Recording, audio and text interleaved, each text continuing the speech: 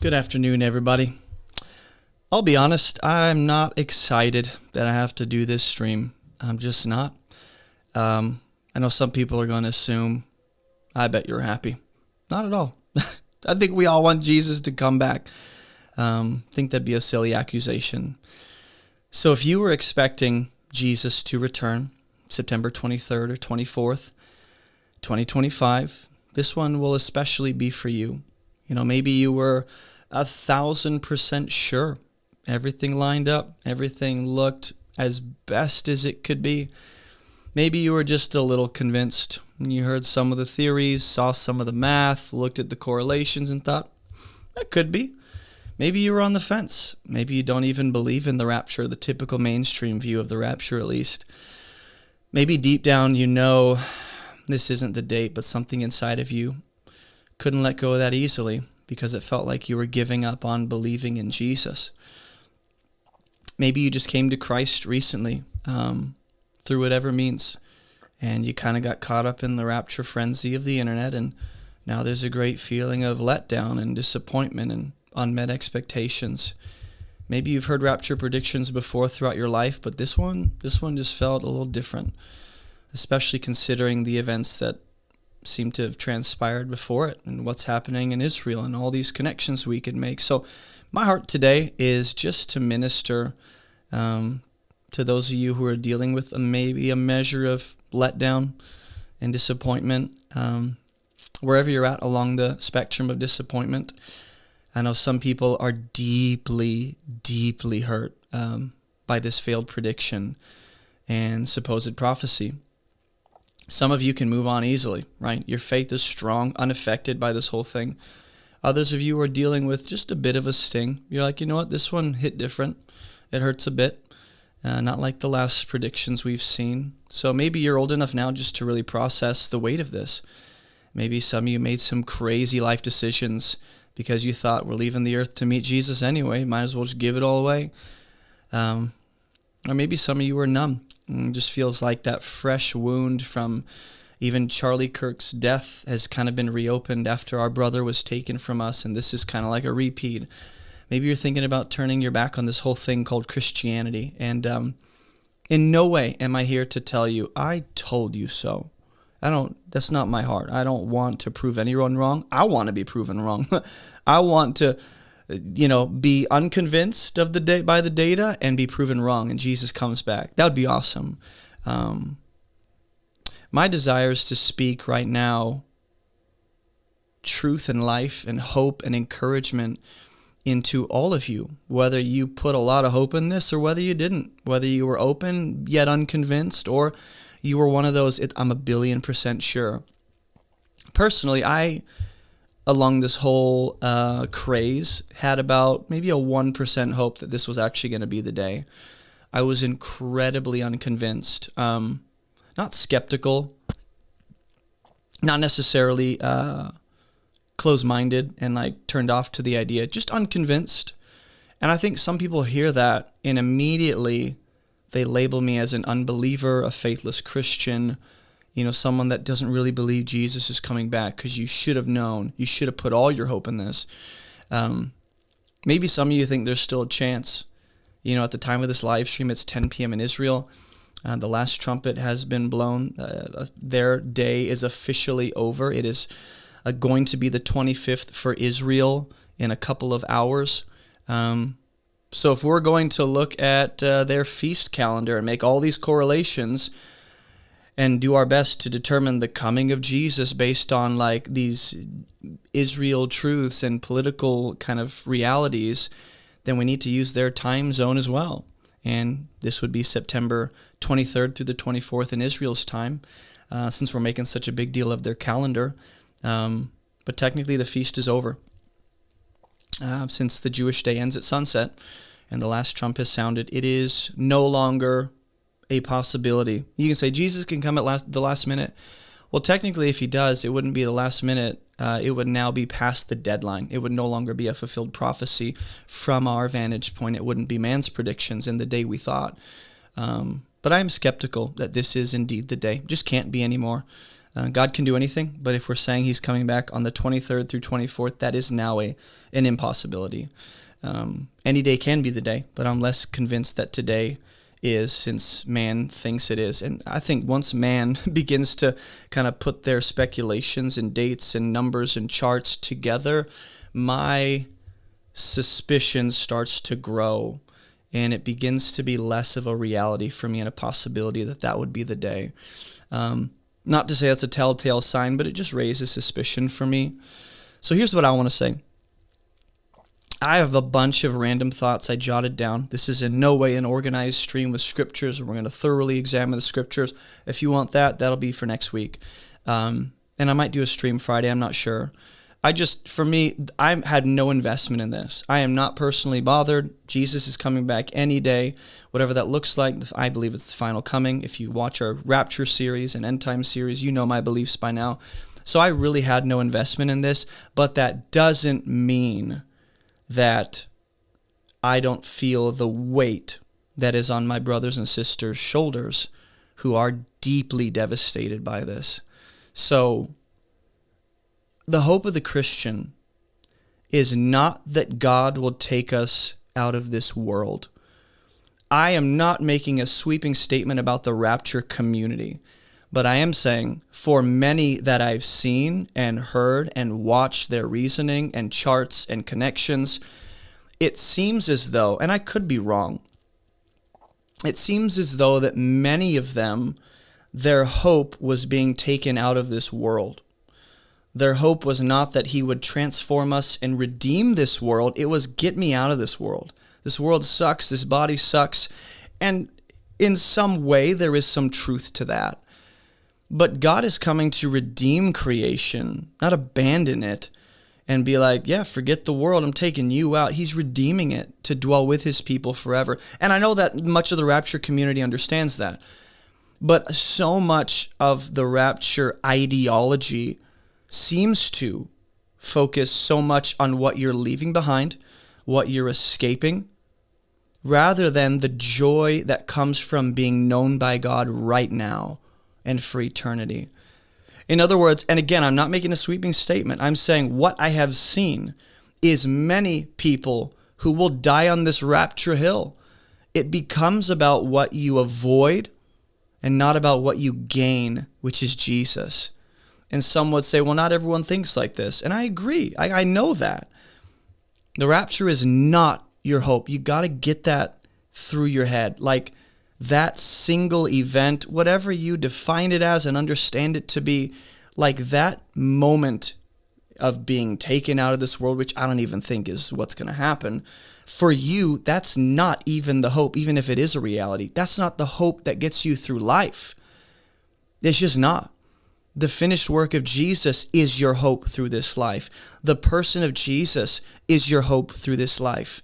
The presence of Jesus right now, real time, is your hope through this life. And all the future promises that come attached to this redemption plan, that's part of it.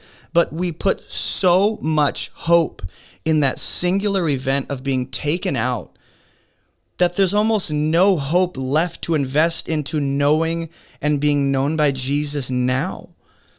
And slowly but surely you can begin to replace the person of Jesus with a singular event that I'm not even convinced is going to happen the way most of you guys think, to be real honest. So we can be hopeful, we can be expectant, we can be excited, we can be prepared, and we can be not surprised.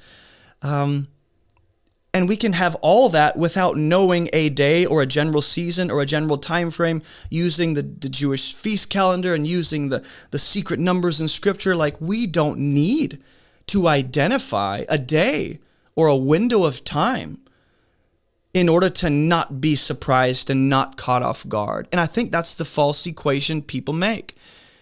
We don't need to put our hopes in a day or a season that people have marked on their calendars, a huge X through it, sell everything on this day. We don't need to set our hopes on any predictions in order to be awake and ready. We can be ready every single day. And some falsely assume that if we deny these predictions and dates that seem to be like what it is, then somehow that means we don't believe, or we're not as faithfully expecting Jesus as those who seem to be 100% certain. And I've seen so much blatant, arrogant, prideful, definitive certainty about the 23rd and 24th, and now it's just crickets.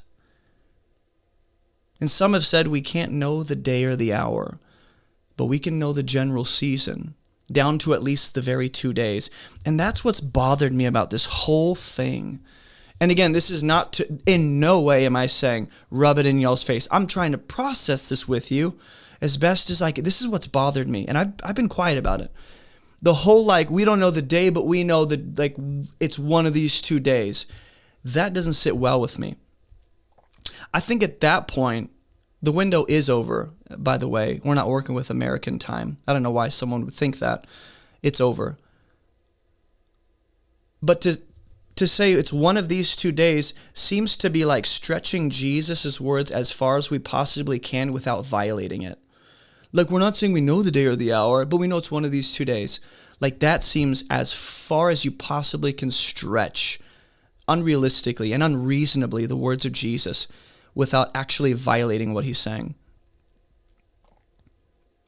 We're told that the day won't surprise people, 1 Thessalonians or 2 Thessalonians. And if you take this to mean the final coming of Jesus, then here's what I have to say. Just because we don't certainly expect him to return on a specific day or within a specific time frame that corresponds to the Jewish calendar, that does not mean that we will be caught off guard if he comes on that day. If I say, you know what? Jesus is coming tomorrow. Here's why. And the whole internet agrees with me, right? But there's one person that's like, nah, I don't think that's the day. I'm unconvinced, but it could be that day. That doesn't mean they'll be caught off guard when he comes that day if he does. Because you can still live ready, and that's the point of preparation. We want to know so much. We want to know when. We want the time frame. We want the timetable. I want to know how much more I have to suffer. I want to know how much longer I have to endure this torment being in this body with this depression. We just want to put an end kind of time frame on all the stuff I don't want to deal with anymore. And in comes the rapture theology to be like, here you go. And it bothers me so deeply because, yes, there's a spectrum, and I'm not putting everyone into one camp, but I'm saying on one end of the spectrum, you have people who are like, rapture means laziness, complacency, faithlessness, do what I want, give up responsibility. And on the other hand, there is faithfulness. There is the crowd that's like, you know what? Rapture actually prompts faithfulness and obedience unlike you've ever seen. Rapture actually promotes holiness unlike you've ever seen. So I'm not going to say that it promotes only one of these things, but it's going to be when people don't expect. This is what Jesus literally says. I'm coming at an hour you don't expect. If you're expecting the day or one of the 2 days, it's like one of these 2 days, it's probably not that day. No one knows. And at the same time, we're not in the dark to be caught unaware or be surprised by the day. And again, this is the false equation people make. They're like, well, if you don't know it's this day or this season, then you're going to be caught off guard. False. I'm ready every day. I'm living faithfully and as obedient and as prepared and as and kingdom forwarding as I possibly can, living by the Spirit every day, because every moment of my life could be the moment.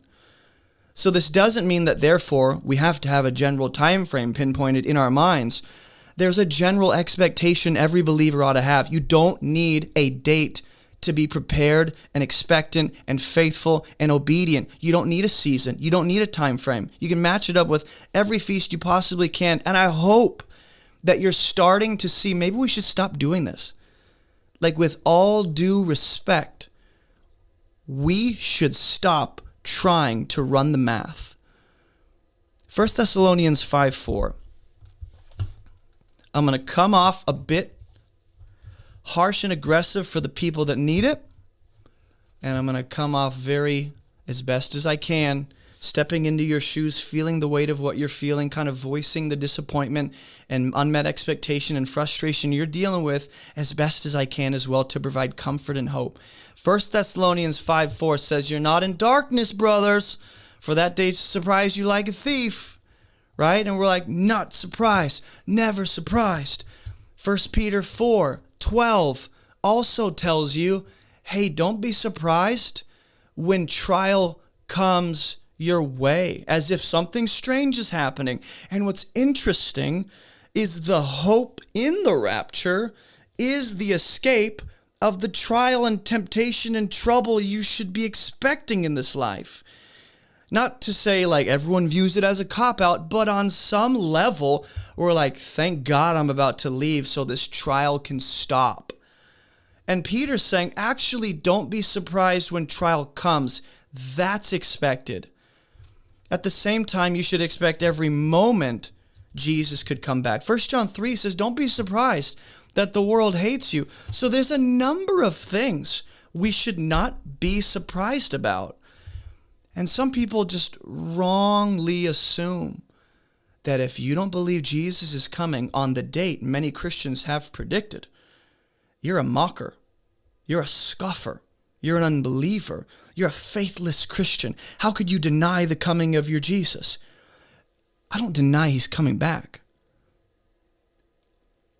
I remain unconvinced by the data and the predictions and the math and the cryptic correlations people are making with the scriptures. That's what I'm unconvinced by. And moving forward, you should be too. You really should be. There should be a healthy level of biblical, spirit-led skepticism in what man says and is saying you should expect and anticipate. There should be in everything. In what I'm saying, you should be filtering this through the Word of God, not through your feelings, not through your experiences and your education, and I know better, and this is what I feel like, and my vibes don't vibe with you, through the Scriptures. We ought to be discerning. And I think on some level, we've allowed the certain big YouTubers and social media figures and believers that promote the rapture to do all the thinking for us. I'll just trust their math. Let them make the correlations, and I'll never question why that's even a valid correlation to begin with. Again, we don't hope in a rapture. We do not hope in Jesus returning at any specific time. We don't need a date to hope. We don't need predictions to hope. We don't need spiritual math and deep correlations to feast and the Jewish calendar in order to hope. Jesus is my hope all day, every day, and every moment. Not just what he will do, what he's already done. And I think hope, again, Romans 5 talks about hope is about eager expectation. Who hopes for what he hasn't, what he already has, right? So it is future oriented, but it's also grounded in and backed by the past faithfulness of God. He is still who he is. He's still made you what he said you are. He still declares you are who he says you are. He's still finished what he said he did. And he's still going to do what he promised he would. None of this is interrupted by the fact that a bunch of people falsely predicted his return. And if you make those two correlations, I'm sorry, I don't know what to do for you. It is not faith. Some of you are still holding on. And it really is time to let go. Like, just let go of this date. It ain't going to happen.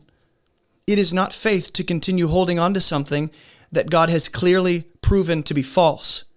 And say, I'm just hoping in faith. This is faith. That's a delusion. That's not faith. At that point, you're holding on to your preference and not God's promise. Like, I prefer this. I believe this. I want it to happen. Sure, you can make anything correlate to what you want it to be. I can find any kind of spiritual connection in the Bible to validate any belief I want and twist it just enough. That's possible. So let's address a couple of the claims people made about this supposed rapture date. If you feel a sense of frustration coming through, good. There's already enough reason for people to be hit with discouragement in their faith. Now we're just throwing on an extra load called unmet predictions, failed predictions of the rapture. And even though it doesn't affect you in this deep way where your faith is impacted and you're shaken and you're fine, right? That doesn't mean everyone else is handling this the exact same way. Because there are people who gave up everything, turned over their bank accounts, sold businesses, gave up on school, sold their homes, because enough people online got this frenzy going to make them think it's going to happen. And they trusted you. You trusted voices on the internet. They trusted you. Blindly, I might add. So on some level, there's fault on their end. But the point is, there's incredible devastation on the other side of this.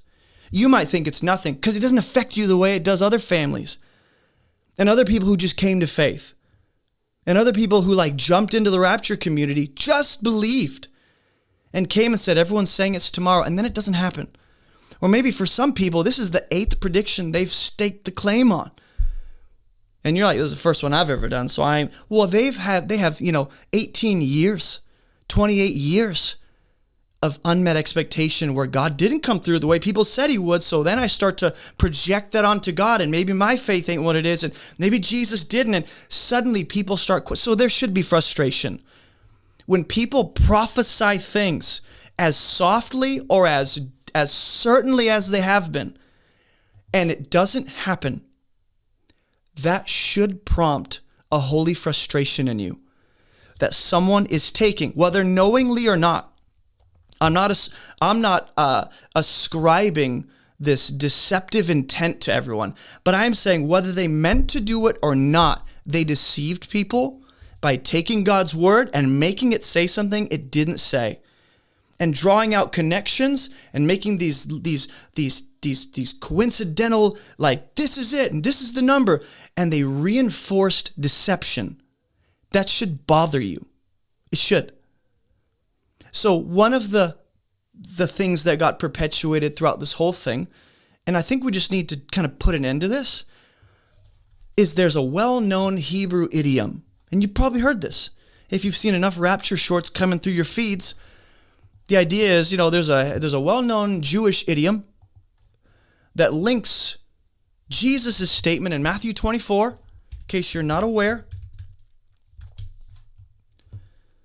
It says, concerning that day or hour, no one knows. And the claim that's been floating around the internet is this is a common, established, definite Jewish idiom that the people of Israel would have absolutely identified when Jesus said this, which means he's telling them they can't know, but he's cryptically telling them you can know the general season when I say you can't know. And this links people to the Feast of Trumpets. Yom Teruah. Is it true that this is a well-known established Jewish idiom? Depends on who you're asking. If you consult the Talmud, the Midrash, any other Jewish literature or historians, the Dead Sea Scrolls, Christian writings, Josephus, Philo, we find no such clear reference. That's one thing to know. Second, when it comes to the Feast of Trumpets, people say because they technically don't know, and the new moon changes and then shifts and then the month starts, and so technically they don't know when the Feast of Trumpets will happen on the first of the 7th month because it shifts with the moon, right? People recognize that. Therefore, Jesus is definitely telling us it's going to happen at that feast. And then the other thing that reinforces it is it's because that's one of the feasts he has not yet fulfilled. And I'm just saying, that's not an assumption I'm working from.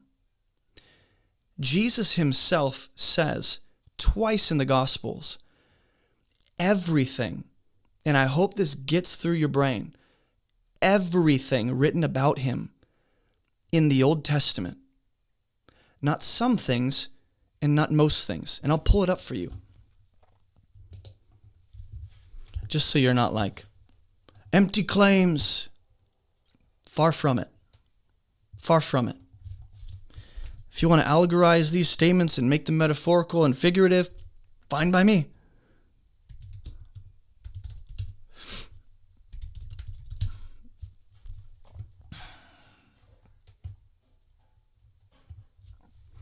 I gotta find it.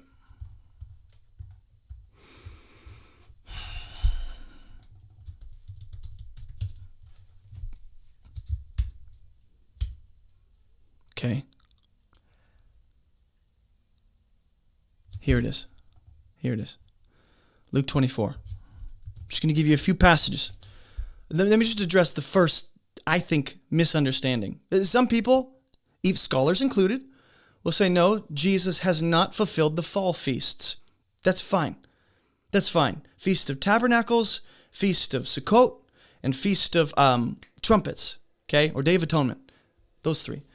And they say he has not fulfilled those. Fine, that's one legitimate scholarly view, but just know there is not a unanimous kind of consensus on this. There are legitimate scholars that also say he actually did fulfill them all. Now, this is what Luke 24:44 through 45 says.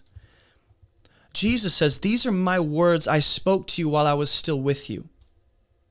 And the reason I'm going here is to help you see that we are predisposed to a certain way of interpreting the Bible and hearing what Jesus is saying. And then when we have these YouTube videos that reinforce this ideology or way of thinking, and it corresponds to the second coming of Jesus and the rapture, we don't recognize these unknown predispositions that we have. So I'm just trying to help us think through this and go, we were told it's a Jewish idiom. I'm going to show you why it's not. We were told Jesus didn't fulfill the fall feasts. There's actually a strong possibility that he actually did. And even if that's not the case, the point about the Jewish idiom regarding the Feast of Trumpets, I'll still show you why that is not the case. Jesus himself says, "These are my words I spoke to you while I was still with you, so that everything written about me in the law and the prophets and the Psalms," which sometimes in the New Testament, you'll see the writings or you'll see different labels for these categories. It's the Tanakh. You have the Torah, you have the Nevi'im, and you have the Ketuvim. So you have the law and the prophets and the writings. Jesus will explain these three categories sometimes differently. And everything about him written in the law of prophets and Psalms must be fulfilled.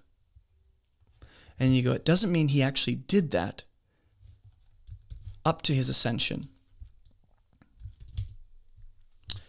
In Luke 18:31, there's a time frame Jesus places on the fulfillment of everything written about the Son in the Scriptures. Now, there is a possibility here that prophets only references that specific category of the Old Testament, which would be fascinating. Because Jesus, we know in his life on earth, he fulfilled the law. So why would Jesus leave out the law? Maybe, I think it is very fair to say the prophets could be a shorthand for how he references the entire Tanakh.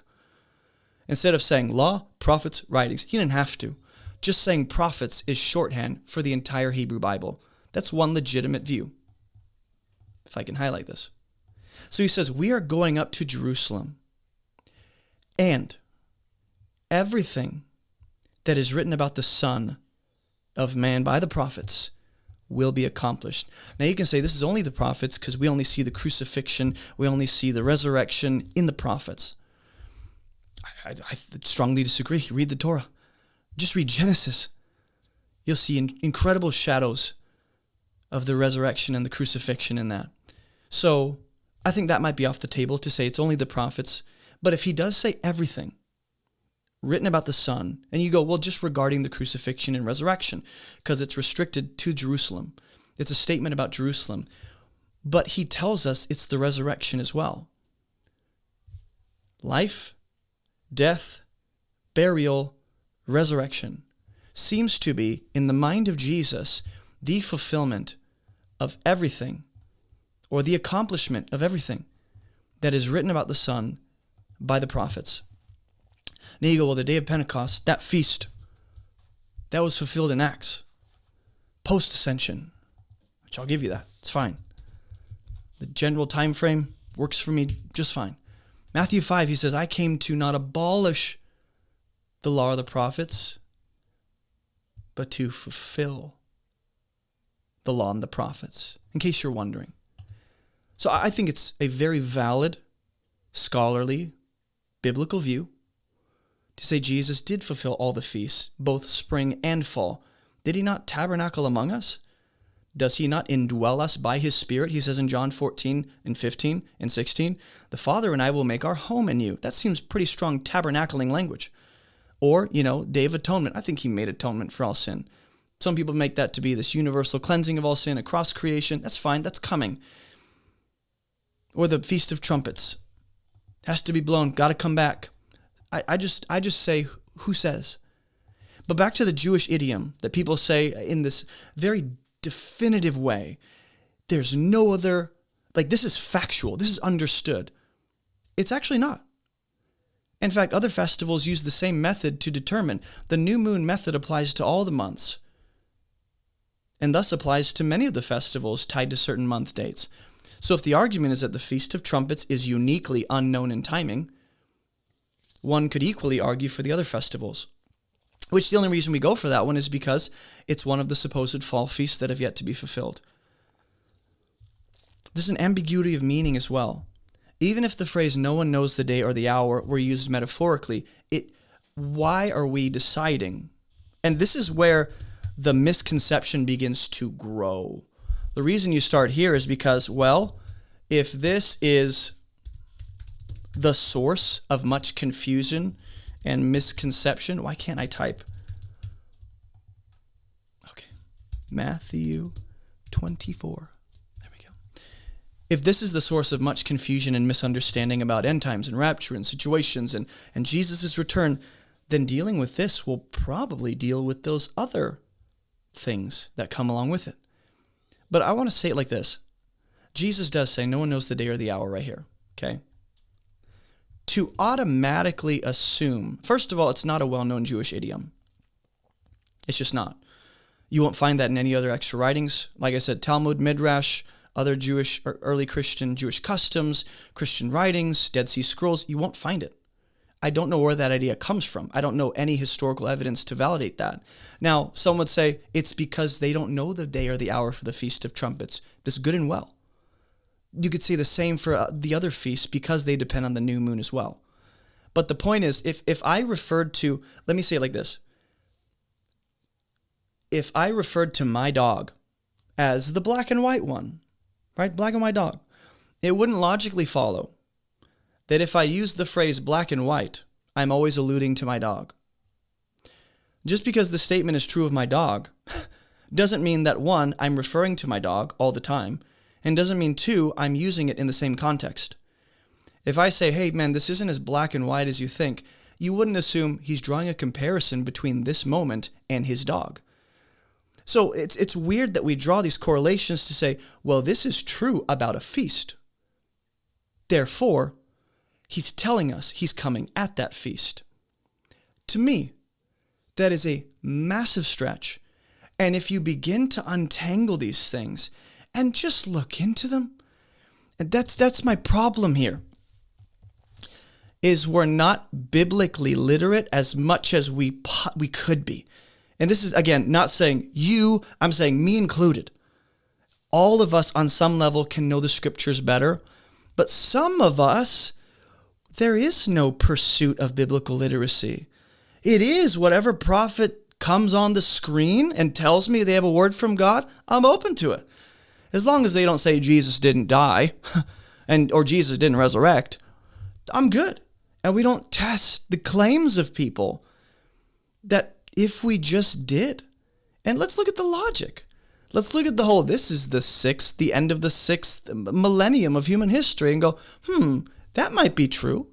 If it is, does that reinforce the assumed idea that Jesus must come on the seventh millennium? There are so many assumptions we bring that can be long-term destructive if we don't kind of evaluate them as soon as we hear them. For myself included, what deeply, and Lord speak through me, what deeply bothers me is these are not just like oopsies.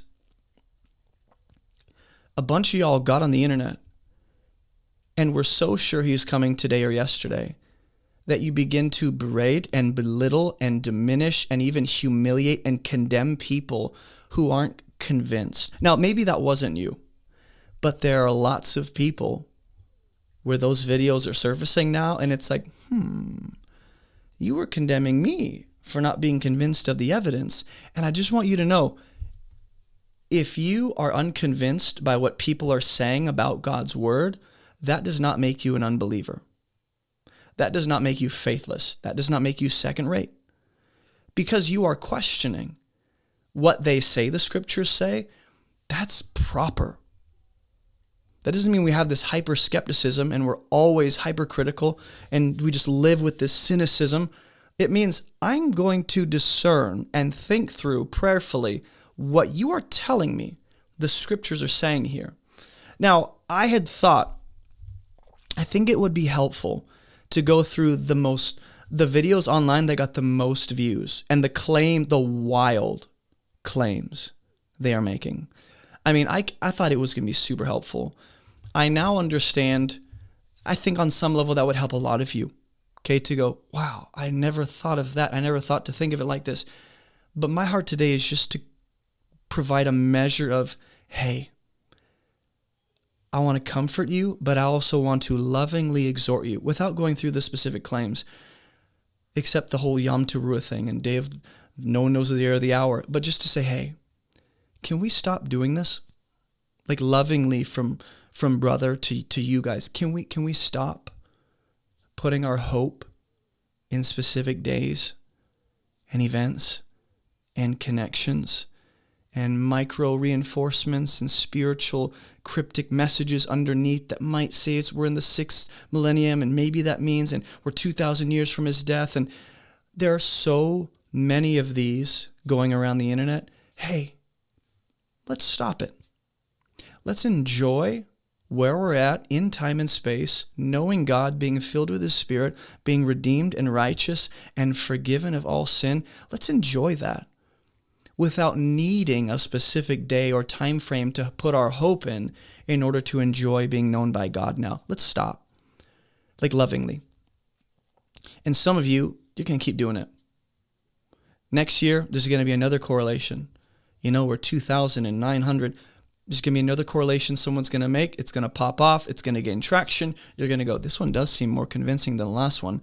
And I'm just saying lovingly, hopefully, this makes you stop in your tracks and go, I think we need to stop. I think we need to stop putting our hope in dates and numbers and calculations. Is there possibly, and I say possibly, is there possibly legitimacy to the claim that God has revealed to us the math behind his calculations and timing and days? Sure. But to assume that he's going to tell you any measure of data and any measure of insight about the day he's going to come back, that's not an assumption I work with. That's just not something I assume because I don't need it. And some of you need that to keep going.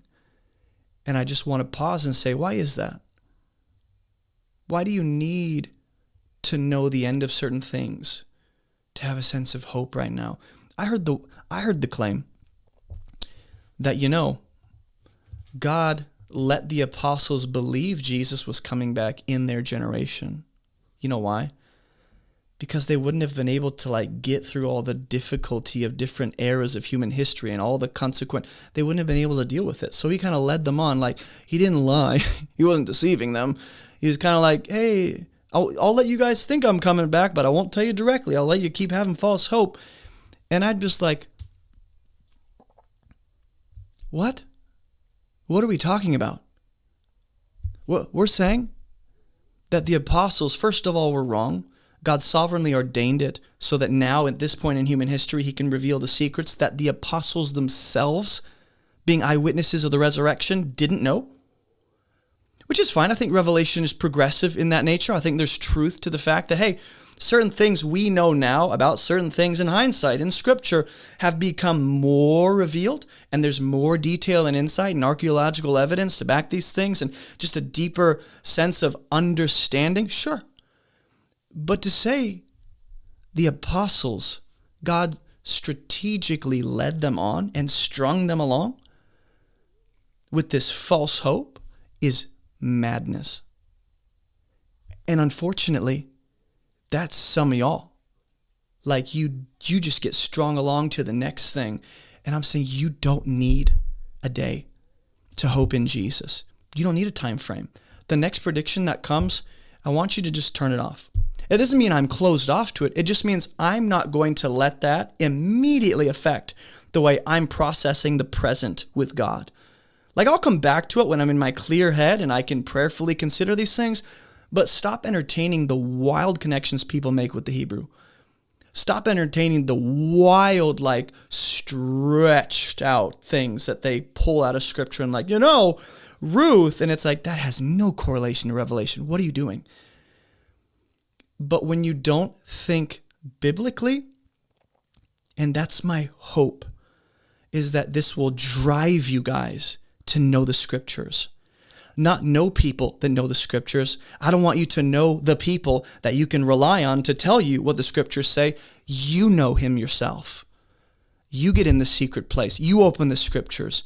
You see if this math has any legitimacy and any grounding in scripture. Because I can make the Hebrew add up to anything I want and reinforce any claim I desire, if I so choose. I could probably do it just from Genesis.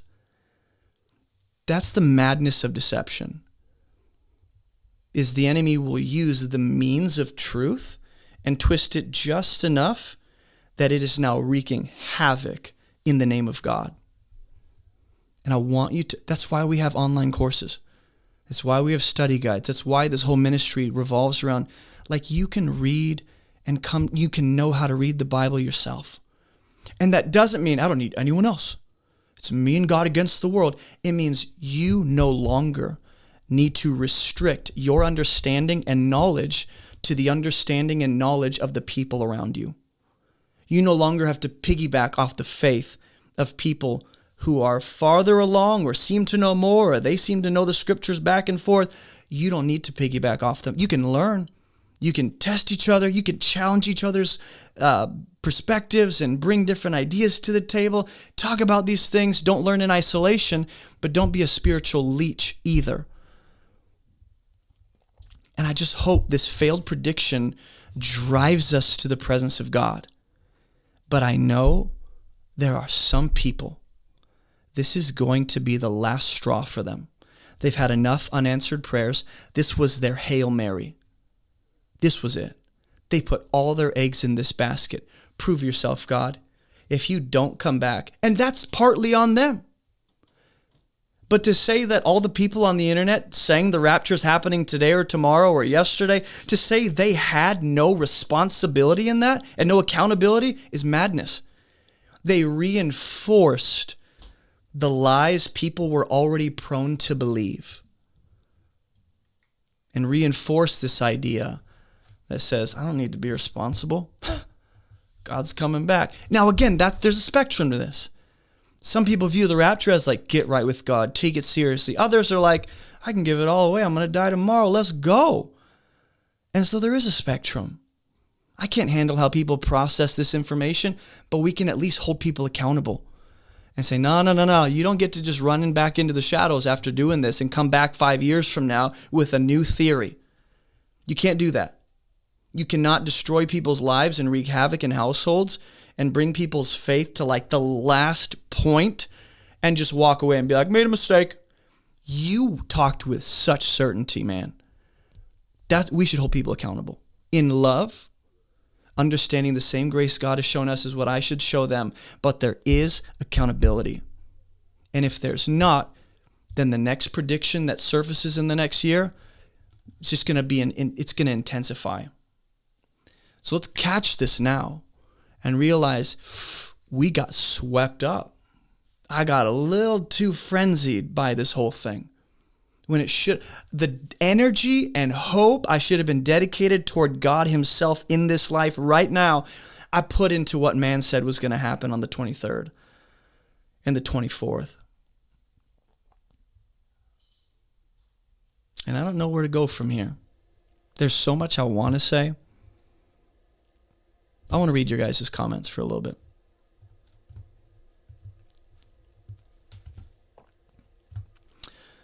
People destroy their own lives. They're false, but there is forgiveness. What if he's back, but no, everyone missed it? People are spreading too much hate to Joshua. He's genuine and humble. I am absolutely okay with saying that man from Zambia or Uganda, wherever he's from, I don't remember, South Africa, that man genuinely, and I am not attacking the intentions or the motives of these people.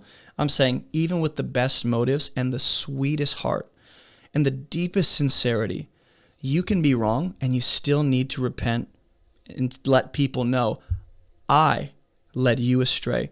It'd be different if he got on, or these people got on and said, you know what, we're hopeful, but to jump on, and again, I'm not saying everyone had 1,000% certainty, but for anyone to do that and even condemn people who don't believe Jesus is coming back today or yesterday, like that needs to be dealt with. That is a symptom of a deeper problem within the church or within Christendom, which is biblical illiteracy, not knowing God yourself, relying too much on man and their traditions and interpretations. I mean, the list goes on and on. How we deal with social media, how we handle these predictions that pop up out of nowhere, who we believe. It's amazing. If you are already a person that hates your life, hate everything about it, but you're a believer, okay? And then someone comes in and tells you, you know, September, it's going to be all done. You are the ultimate specimen for that whole event. Like, you're the perfect individual to get swept up in that. And again, once this tornado finally settles down and the bodies start dropping, what do we do? Like, there's a lot of damage control now. And there are some people that are going to backpedal and be like, whoa, we didn't mean like literally. We didn't mean like September on our calendar. We didn't. It's like, whoa. What do you mean? Yesterday, you just yelled at us, telling us, you will be left here if you don't believe he's coming. Well, now what? He didn't come. So can we stop with the predictions and enjoy God now? That's what I've learned, is when you have a discontentment in your life, something will fill that void either temporarily or actually fully as quickly as it arises. Because we are creatures of like, I need satisfaction. I need immediate gratification. I need this problem solved. I need this gap filled. I hate feeling this way. Someone fix this. And the minute someone comes along with the day, not the day, we don't know the day or the hour, but it's one of these 2 days, suddenly, that's what I've been needing. And instead of filling that with time with God, and I'm not accusing anyone of not doing that, I'm saying there are some. You just don't have a living, abiding friendship with God. And this is either going to drive you into deeper intimacy, or you're going to have to process for another few days or few weeks before you can really get the courage to get back up on your spiritual feet and go after God again. And I wish that wasn't the case. If none of this happened, and God works all things together for good, that's fine. That doesn't make it good. That doesn't make it okay. So if you're a part of the Rapture Watch community, and again, there's a spectrum to this, I just want to lovingly present to you this idea.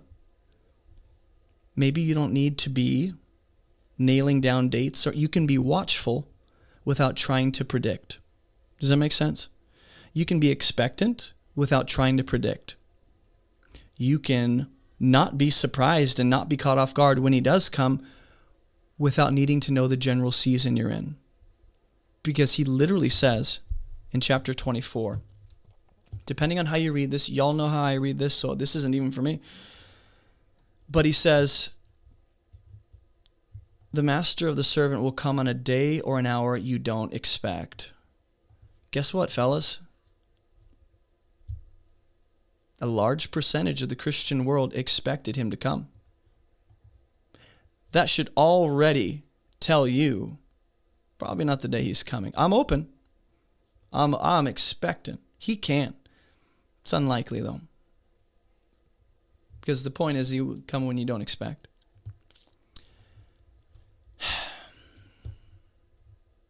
There is hope in the midst of this.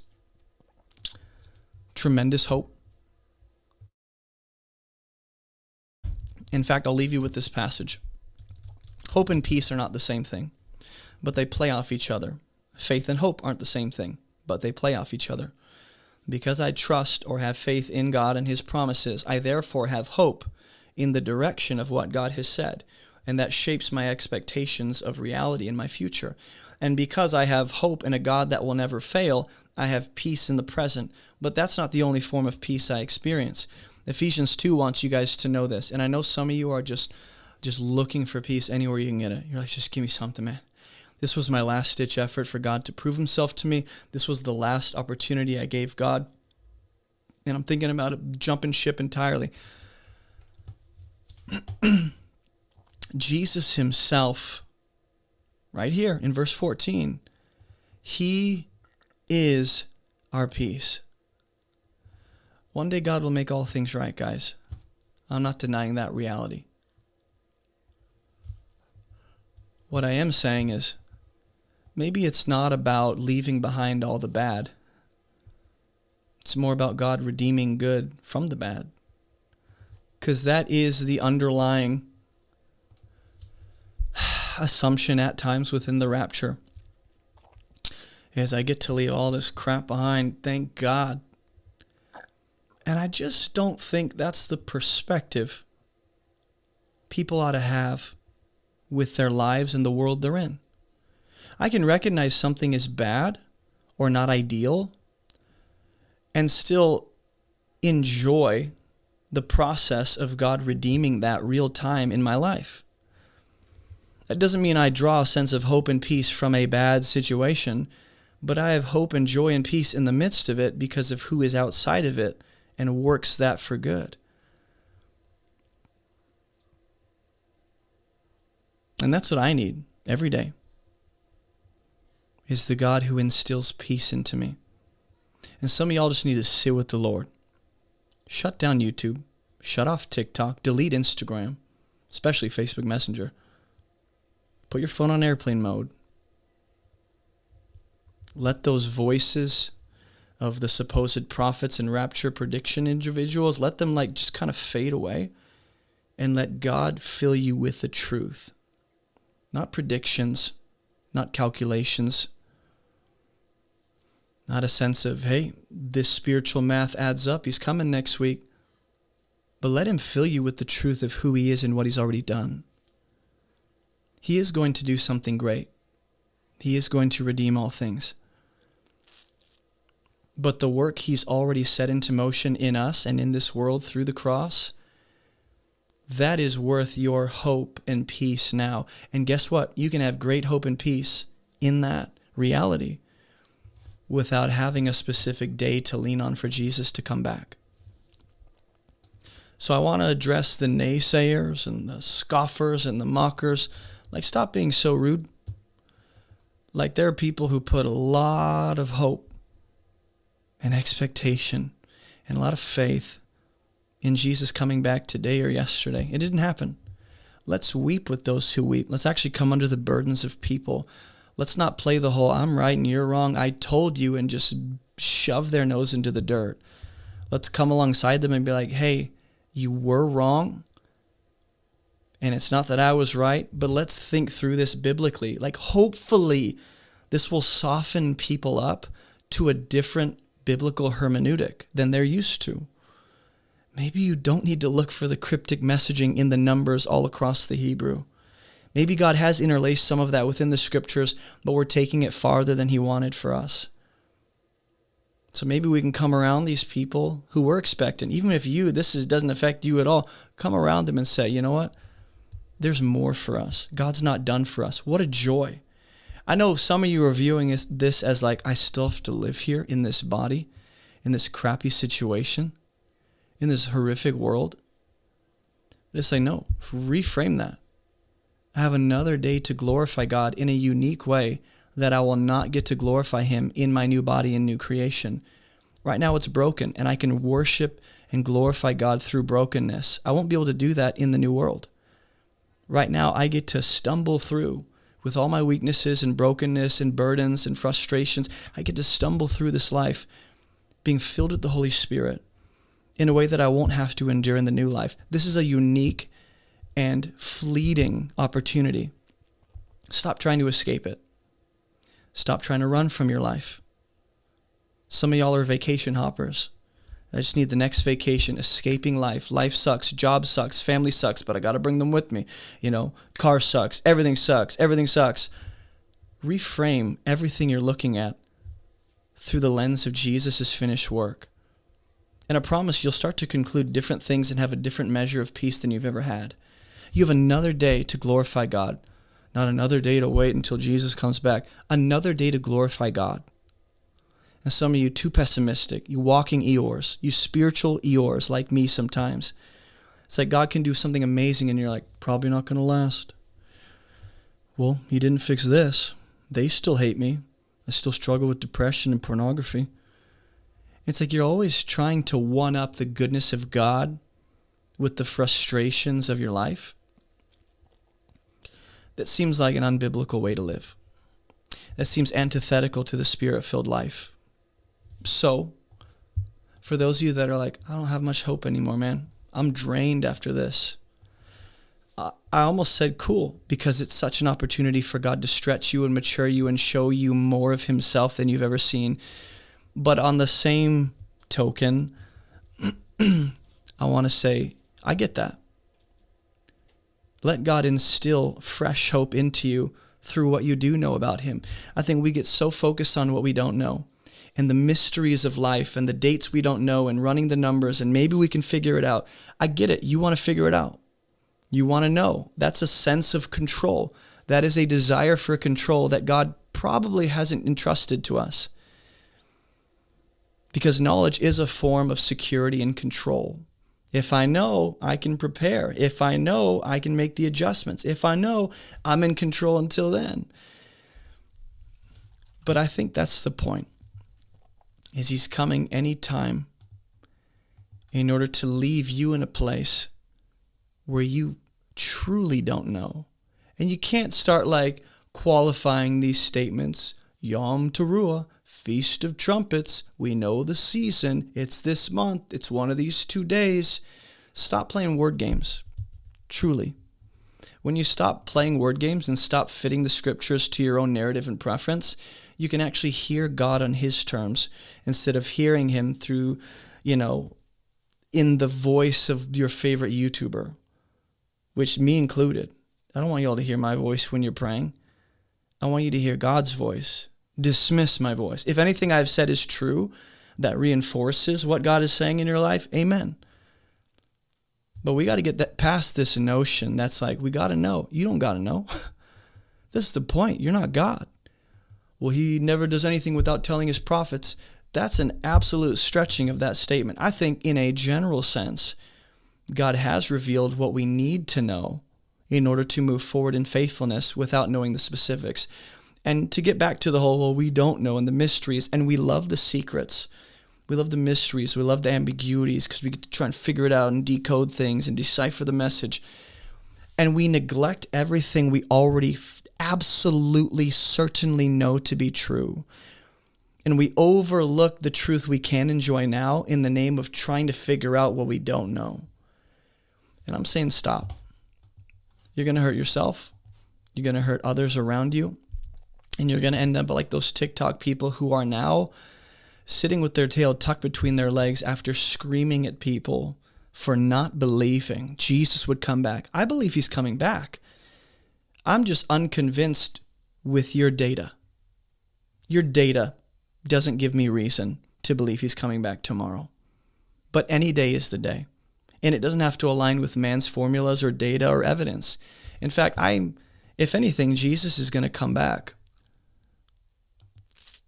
I think, in a way that causes everyone to just admit, yeah, no one predicted this. No one did the math to add up to this. And I think we need to be okay with that. So is God coming back? Yeah. Is your only hope in the fact that he's coming back and this world sucks and you're leaving it? No. Your hope is present. Your hope is present. And you go, Romans 5 says, hope is in the future, dummy. There's eager expectation for what hasn't happened yet. But there's also a deep sense of assurance now that you might interchange with hope that's rooted in what Christ has done for me. I know what he's done for me. I know who he is. I know what he's going to say about me. I know his final verdict about me. I know that I belong to God. Like, there's so much I know that it just outweighs all the things I don't know. And some of y'all got the background criminal charts of all the different, you've mapped out everything. I mean, you've spent $300 on ink just to print out all the pictures and graphs and put them on your wall and go, he's coming back. And maybe, if it will be helpful, if it's going to be constructive and useful, on Friday, I'm actually going to go through the claims of these people. And I'm not ascribing any ill intent or malice to them. All I'm going to do is go through their claims and say, hey, should we even consider the number 6 in this context to mean anything? Should we even say Jesus has to come on any specific feast? Should we even assume that the number of Jacob's years in trouble in Genesis correspond to a future tribulation? Should we even use the political state of Israel and their establishment in 1948 to do any kind of math to determine any spiritual event? Or are we doing all of this in vain? And God he's not laughing, but he is looking down being like, they could be enjoying what they know and deepening their understanding of what can be known. Instead, they're going after the mysteries that aren't for them. And some of y'all disagree. You think, no, the mysteries, there's every mystery God has is for us. Every mystery. There's nothing we can't know if we ask. I disagree. I think God is faithful and gracious to let us know what we need to know and what we can know and what is useful to know in our context, in our time, and in our generation, and for our specific calling. But you don't need to know everything. You don't.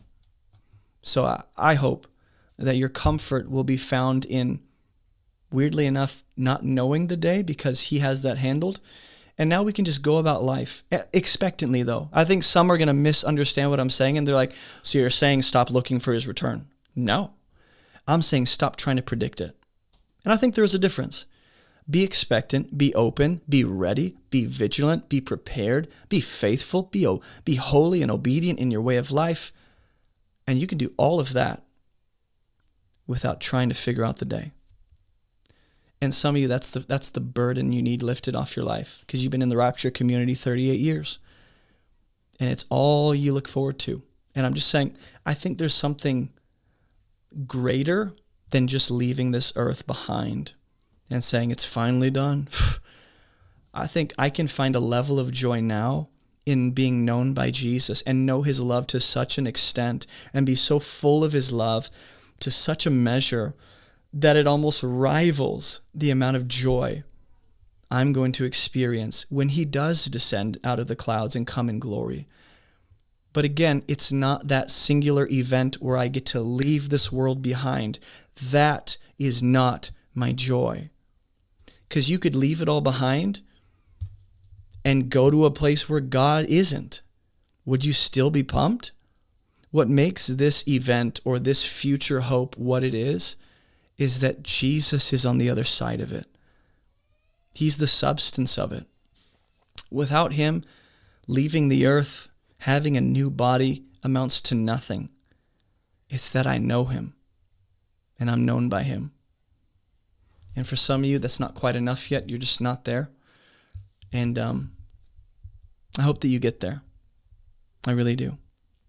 So if you see, all I'm saying is, guys, from here on out, for your own sanity, for your own spiritual vitality, for your own peace, for your own good, how about every time a Rapture video comes up, like just delete it, man. Just say, not interested. You don't need to be living in this world. I have enough to keep me busy in the scripture. I don't need someone else to muddy the waters for me and add the extra burden of like, hey, have you ran the cryptic numbers? I know the day of the hour. And then it spreads and it's like, well, am I ready? Enjoy being known by God now. Be aware, be open. Don't be hard-hearted and cynical. Don't be closed off. But some of y'all, you just get strung along too quickly. Too quickly. In the next prediction, unfortunately, you're not going to heed my warning. You're not going to pursue God in the way he ought to be pursued.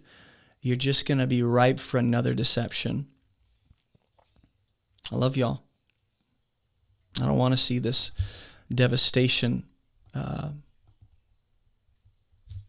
happen again. Because I know some of y'all know people, some of y'all are in message threads and in groups with people who they've been silent. And they're going to be silent for another week or two because they're still processing how to pick up the broken pieces of what they think is their faith, when actually their faith was never in this rapture to begin with. It should have been in Jesus personally, in his life, death, and resurrection. And I'll tell you what, that happened without the rapture happening. Are we promised a future to be glorified with Christ? Sure. Stop predicting the rapture. Stop trying to. And watch my end time series. It'll bless you. All right? Hopefully this was useful. All I can do is say, I love y'all, and I pray. I truly pray for you guys to know how to move forward in faith. And I think the best way to move forward is Hebrews chapter 11, looking to Jesus, the author and the finisher of our faith. All right? Keep your eyes on him. Not on the sky, not on predictions, not on math, not on correlations, not on Jewish feasts, not on the Hebrew calendar, on Jesus. And you go, well, that's how I keep my eyes on him. I think there's a better way to keep your eyes on Jesus. All right? I'll see you later. Hey, if you're not a monthly supporter yet of this ministry, here's why you'll want to become one today. You get access to exclusive teachings every week. Right now, I'm going through Genesis, looking at the Hebrew and drawing out deeper insights. You'll get access to all of my biblical parallel worksheets. And there are other benefits for higher tiers, like unlimited access to all of my sermon notes, free access to paid Bible courses, and even early access to weekly Bible teachings. So go check that out on the website, and thank you for supporting this ministry to help us teach people how to read the Bible so they can live and teach it for themselves. I'll see you in the next video.